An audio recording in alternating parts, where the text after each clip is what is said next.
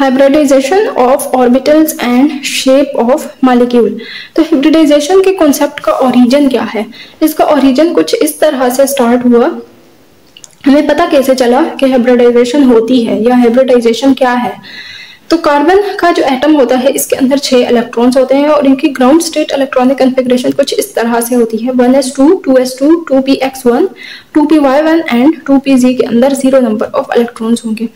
अब इस कार्बन के एटम के अंदर 2 अनपेयर्ड इलेक्ट्रॉन हैं, तो कार्बन को क्या होना चाहिए? डाइवैलेंट होना चाहिए। कार्बन को 2 बॉन्ड बनाने चाहिए, लेकिन हकीकत में carbon is tetravalent. It can form 4 bonds. Carbon इस तरह से 4 बॉन्ड बनाता है। तो 4 बॉन्ड की फॉर्मेशन कब पॉसिबल है? जब एक इलेक्ट्रॉन की एक्साइटेशन हो जाए, यानी 2s2 के जो इलेक्ट्रॉन्स हैं इनमें से एक इलेक्ट्रॉन एक्साइट करके pz ऑर्बिटल में चला जाए। तो कार्बन एटम की अगर एक्साइटेशन हो जाएगी तो 4 अनपेयर्ड इलेक्ट्रॉन रह जाएंगे। तो तब एक्साइटेड स्टेट में कार्बन जो है 4 बॉन्ड बना सकता है। Here carbon should form 4 different bonds but all the 4 bonds of carbon are equivalent। अब एक्साइटेड स्टेट में अगर आप गौर करें तो कार्बन का एक इलेक्ट्रॉन s ऑर्बिटल में है, जबकि बाकी 3 इलेक्ट्रॉन्स जो हैं वो p ऑर्बिटल में हैं। तो अब इस केस में कार्बन के चारों बॉन्ड्स डिफरेंट होने चाहिए, यानी कार्बन का एक बॉन्ड स्मॉल होने चाहिए और बाकी 3 बॉन्ड लॉन्ग होने चाहिए। ये s ऑर्बिटल की वजह से बॉन्ड और ये 3 p ऑर्बिटल्स की वजह से बॉन्ड ये लॉन्ग होने चाहिए। लेकिन हकीकत में क्या है? कार्बन चारों सेम बॉन्ड्स बनाता है।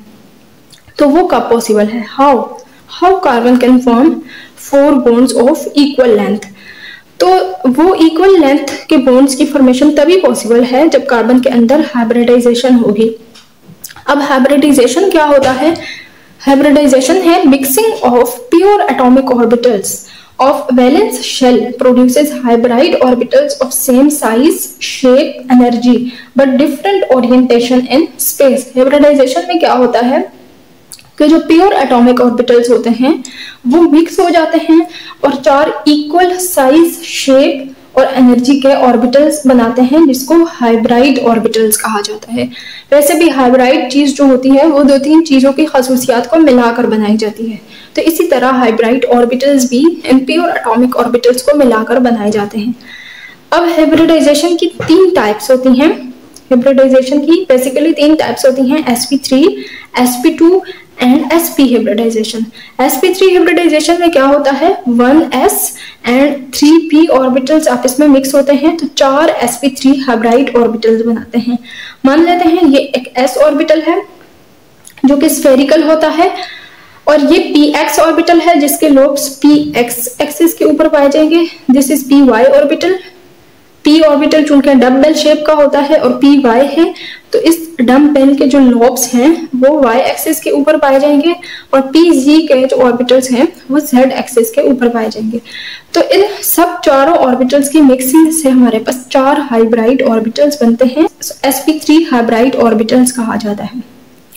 इनको sp3 हाइब्रिड ऑर्बिटल्स कहा जाएगा और carbon in 4 sp3 hybrid orbitals से 4 बॉन्ड बनाएगा।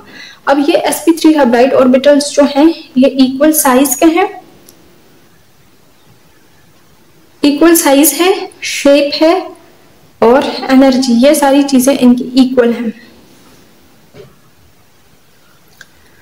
ये जो 4 हाइब्रिड ऑर्बिटल्स हैं ये एक दूसरे के हिसाब से इस तरह से पड़े हुए होंगे कि इनके बीच में जो एंगल है वो 109.5 डिग्री का होगा और इसकी ज्योमेट्री जो है वो टेट्राहेड्रल होगी।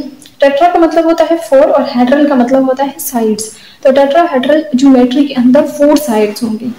अब sp3 हाइब्रिडाइजेशन में एग्जांपल्स आ जाती हैं, एक मीथेन की और एक इथेन की। मीथेन होता है CH4 और इथेन होता है CH3CH3।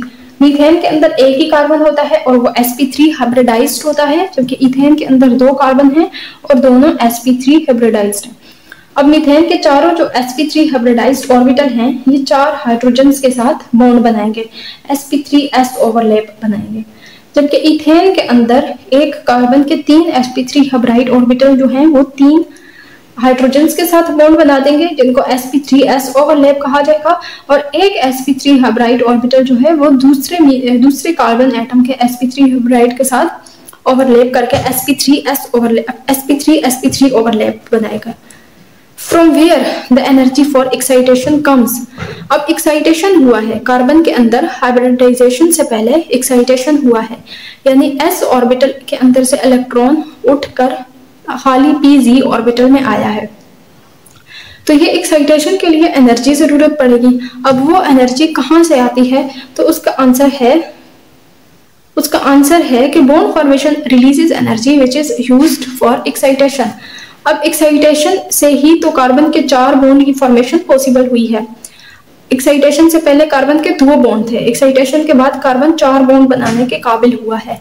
कार्बन के देखें 2 बॉन्ड्स पॉसिबल थे जबकि एक्साइटेशन नहीं थी। एक्साइटेशन जब हुई, एक्साइटेशन के लिए अब एनर्जी कहाँ से आई, कार्बन 2 बॉन्ड बनाकर एक्साइटेशन के लिए एनर्जी प्रोवाइड कर रहे हैं। 2 बॉन्ड्स की फॉर्मेशन से जो एनर्जी रिलीज हुई वो कार्बन ने एक्साइटेशन में यूज कर ली और एक्साइटेशन से 4 बॉन्ड बन जाएंगे। एक्साइटेशन के बाद 4 बॉन्ड बनाने के काबिल हो जाएगा तो फिर और ज्यादा एनर्जी रिलीज होगी मॉलिक्यूल के अंदर से और वो और ज्यादा स्टेबल होता जाएगा। इसके बाद हम देख लेते हैं sp2 hybridisation. sp2 hybridisation carbon के अंदर कैसा होता है, तो कार्बन की जो ग्राउंड स्टेट इलेक्ट्रॉनिक कॉन्फ़िगरेशन है वो होगी 1s2, 2s2, 2px1, 2py1 and 2pz0। Carbon की जो एक्साइटेड स्टेट कॉन्फ़िगरेशन है उसमें ये s के 2 इलेक्ट्रॉन्स में से एक इलेक्ट्रॉन उठकर pz ऑर्बिटल में चला जाएगा। तो अब 4 अनपेयर्ड इलेक्ट्रॉन रह गए। अब इन चारों में से एक s और 2 p ऑर्बिटल्स आपस में मिक्स होकर 3 sp2 हाइब्राइड ऑर्बिटल बनाएंगे जिनके अंदर एक इलेक्ट्रॉन होगा और जो pz ऑर्बिटल है वो प्योर होगा और वो ऐसे ही कार्बन एटम के ऊपर पड़ा हुआ होगा। ऑर्बिटल्स की अगर हम शेप ड्रा करें तो ये s ऑर्बिटल मिक्स हुआ है with p orbital and z orbital, तो 3 हाइब्राइड ऑर्बिटल्स बने हैं जिनको sp2 हाइब्राइड ऑर्बिटल्स कहा जाएगा और एक अनहाइब्रिडाइज्ड pz ऑर्बिटल था जो कि perpendicular to the plane of sp2 hybrid orbitals पड़ा हुआ है। sp2 हाइब्राइड ऑर्बिटल्स जो हैं वो एक प्लेन में हैं, ये इनका एक प्लेन है और इनके बीच में जो म्यूचुअल एंगल है वो 120 डिग्री का है। जो अनहाइब्रिडाइज्ड pz ऑर्बिटल्स हैं वो above and below the plane हैं और वो इनके साथ 90 डिग्री का एंगल बना रहे हैं। इस ज्योमेट्री को कहा जाएगा ट्राइगोनल प्लेनर ज्योमेट्री। अब ये sp2 हाइब्रिडाइजेशन किसके अंदर होती है, इथीन के अंदर। इथीन के अंदर क्या होता है, CH2 डबल बॉन्ड CH2। इस कार्बन के अंदर भी sp2 हाइब्रिडाइजेशन होती है और इस कार्बन के अंदर भी sp2 हाइब्रिडाइजेशन होती है। ये एक कार्बन है इथीन का, ये दूसरा कार्बन है।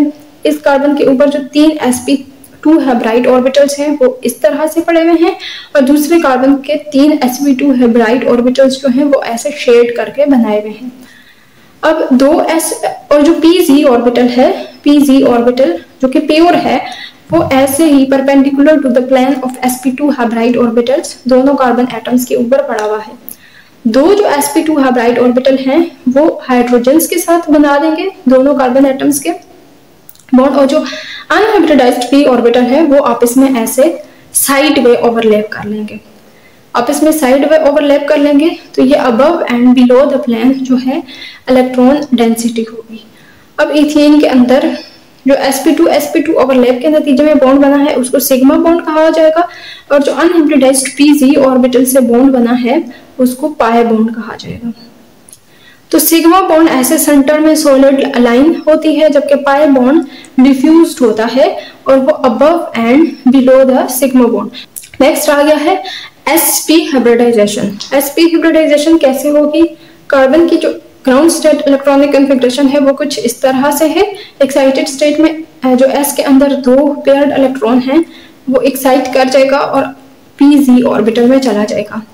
अब ये 4 अनपेयर्ड इलेक्ट्रॉन हो गए, इनमें से एक s और एक p आपस में मिक्स होकर 2 sp हाइब्राइड ऑर्बिटल्स बनाएंगे विद एन अनपेयर्ड इलेक्ट्रॉन और py एंड pz ऑर्बिटल्स ऐसे ही पेयर होंगे और वो दोनों कार्बन एटम्स के ऊपर पड़े हुए होंगे। अब अगर डायग्रामेटिकली शो करूं तो ये एक s ऑर्बिटल और एक p ऑर्बिटल आपस में मिक्स होकर 2 sp हाइब्राइड ऑर्बिटल्स बनाएंगे और वो दोनों ऑर्बिटल्स जो हैं लीनियर होंगे, उनके बीच में जो एंगल होगा वो 180 डिग्री का होगा। अब sp हाइब्रिडाइजेशन किसके अंदर होती है? sp हाइब्रिडाइजेशन इथाइन के अंदर होती है। इथाइन के अंदर carbon to carbon triple bond होता है। ये एक कार्बन है इथाइन का, ये दूसरा कार्बन है।